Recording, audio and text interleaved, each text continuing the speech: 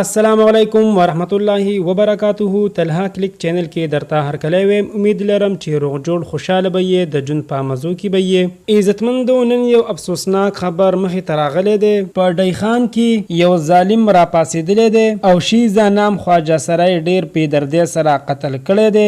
اخر په څه وجه دې ظالم دومره غټ ظلم وکړو؟ څه داسې واقعه مخې ته راغلی وه چې دا یې قتل کړو؟ دا ټول معلومات موږ سره په دې ویډیو کې وګورئ چې پورا معلومات نه خبر شي.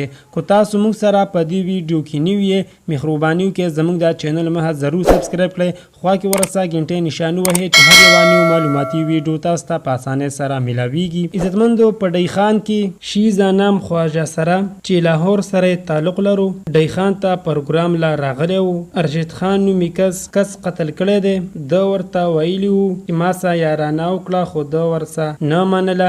دې نه بعد یې ډېر بې دردۍ سره قتل کړی دی، په تمانچې ویشتی دی. په دغه موقع پولیس والا هم ولاړو، فوراً یې ګرفتار کړی دی، جیل ته یې منتقل کړی دی. دې نه بعد ګڼ شمېر سره خواجه سره راغلی دي او روډ یې بلاک کړی دی. د حکومت نه د خپل حق مطالبه کړې ده او ورته وایي چې دا قاتل دی، لا د قتل بدله ورکړی شي، موږ له دې پورا انصاف راکړی شي.